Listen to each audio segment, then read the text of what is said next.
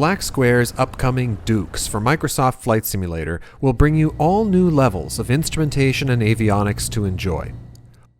While previous Black Square aircraft have had needle filtering that mimicked the internals of the instrumentation and responded to the forces on the aircraft, such as in a steep bank, this time even the friction on the needles is simulated in these 50-year-old instruments.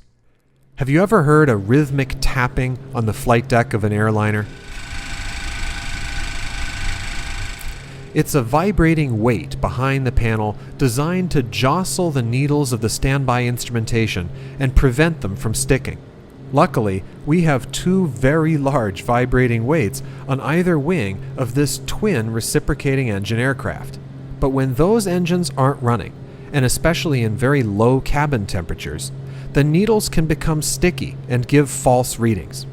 And for this reason, just like in the real world, you're able to tap the glass to free the needles and get the most accurate reading.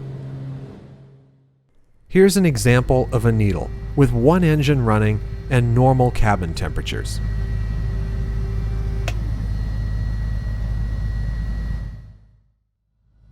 Here it is again in a frigid cabin.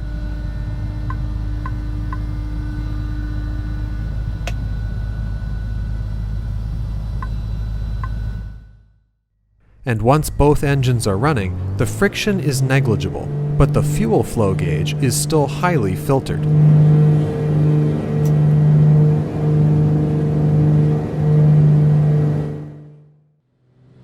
As with Black Square's previous aircraft, there's also VOR and NDB signal attenuation, which pairs very well with the needle filtering.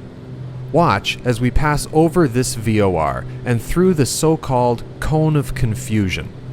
The CDI needle will begin to wander, and the to from flags might flutter before we have total loss of signal directly over the station. Below, on the localizer, we're tuned into a VOR about 60 nautical miles away with questionable signal integrity.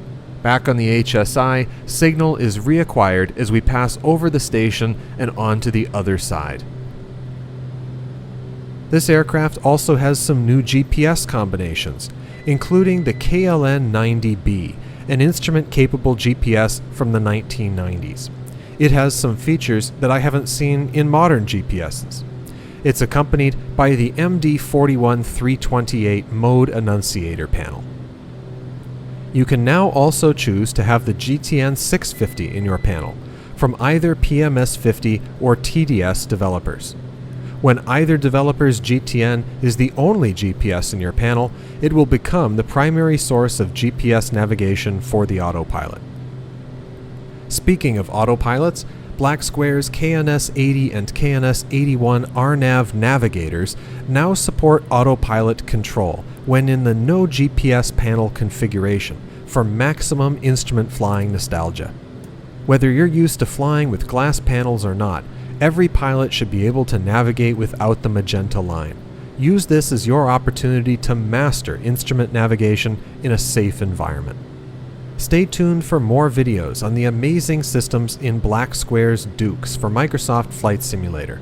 Until then, I'll see you in the next video.